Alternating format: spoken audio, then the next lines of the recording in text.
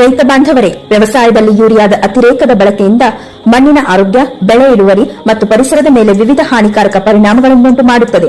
Urea ಬೆಳೆಗಳಿಗೆ ಸಾರಜನಕ ರೂಪದಲ್ಲಿ ಅತ್ಯಂತ ಉಪಯುಕ್ತ ಮೂಲವಾದರೂ ಅದನ್ನು ಹೆಚ್ಚು ಪ್ರಮಾಣದಲ್ಲಿ ಬಳಸಿದರೆ ಮಣ್ಣಿನ ಆಮ್ಲೀಯತೆ, ನೀರಿನ ಮಾಲಿನ್ಯ ಮತ್ತು ಹಸಿರುಮನೆಗಳ ಅನಿಲ ಪ್ರಮಾಣ ಹೆಚ್ಚಳವಾಗಬಹುದು.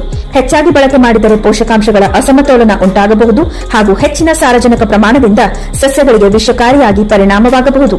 ಬೆಳೆಗಳು ಹೆಚ್ಚು ಕೀಟ ರೋಗಕ್ಕೆ ತುತ್ತಾಗುತ್ತವೆ ಮತ್ತು ಉತ್ಪಾದನಾ ವೆಚ್ಚವನ್ನು ಹೆಚ್ಚಿಸುತ್ತದೆ. ಇನ್ನು ಮಾನವನ ಆರೋಗ್ಯದ ಮೇಲೆ ಬೀರುವ ಪರಿಣಾಮಗಳನ್ನು ನೋಡಿದರೆ ಬೆಳೆದ ತರಕಾರಿ, ಹಣ್ಣು, ಧಾನ್ಯಗಳಲ್ಲಿ ನೈಟ್ರೇಟ್ ಹಾಗೂ ನೈಟ್ರೇಟ್ ಪದಾರ್ಥಗಳ ಅಂಶ ಹೆಚ್ಚಾಗುತ್ತದೆ. ಇವು ದೀರ್ಘಾವಧಿಯಲ್ಲಿ ಸೇವಿಸಿದರೆ ಮಾನವನಿಗೆ ವಿಷಕಾರಿಯಾಗಿ ಹೊಟ್ಟೆ ನೋವು, ವಾಂತಿ ಮುಂತಾದವು ಸಂಭವಿಸಬಹುದು. ಆಹಾರದಲ್ಲಿ ನೈಟ್ರೇಟ್ಗಳು ಹೆಚ್ಚಾದರೆ ನೈಟ್ರೋಸೋಮೈನ್ಗಳಾಗಿ ಪರಿವರ್ತನೆಯಾಗಿ ಕ್ಯಾನ್ಸರ್ಗೆ ಕಾರಣವಾಗಬಹುದು. ಅದೇ ರೀತಿ ಶಿಶುಗಳಲ್ಲಿ ಬ್ಲೂ ಬೇಬಿ ಸಿಂಡ್ರೋಮ್ ಎಂಬ ಸಮಸ್ಯೆ ಆಗುತ್ತದೆ. ಇದು ರಕ್ತದಲ್ಲಿ ಆಮ್ಲಜನಕದ ಮಟ್ಟವನ್ನು ಕಡಿಮೆ ಮಾಡುತ್ತದೆ.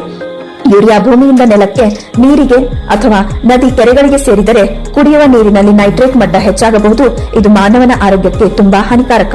ಇನ್ನು ಮಣ್ಣಿನ ಆರೋಗ್ಯವನ್ನು ನೋಡಿದರೆ ನಿರಂತರ ಹಾಗೂ ಅತಿಯಾದ ಯೂರಿಯಾ ಬಳಕೆಯಿಂದ ಮಣ್ಣಿನ ಪಿಎಚ್ ಅನ್ನು ಕಡಿಮೆ ಮಾಡಿ ಅದು ಆಮ್ಲೀಯವಾಗಿಸುತ್ತದೆ. ಆಮ್ಲೀಯ ಮಣ್ಣುಗಳಲ್ಲಿ ಸಸ್ಯಗಳಿಗೆ ಅಗತ್ಯವಿರುವ ಪೋಷಕಾಂಶಗಳ ಲಭ್ಯತೆ ಕಡಿಮೆಯಾಗುತ್ತದೆ ಮತ್ತು ಉಪಯುಕ್ತ ಸೂಕ್ಷ್ಮ ಜೀವಿಗಳ ಚಟುವಟಿಕೆಗಳು ತೊಂದರೆಗೆ ಒಳಗಾಗುತ್ತದೆ. ಇದರಿಂದ ಒಟ್ಟು ಮಣ್ಣಿನ ಆರೋಗ್ಯ, ಪೋಷಕಾಂಶಗಳ ಅಸಮತೋಲನ ಮತ್ತು ಸಸ್ಯದ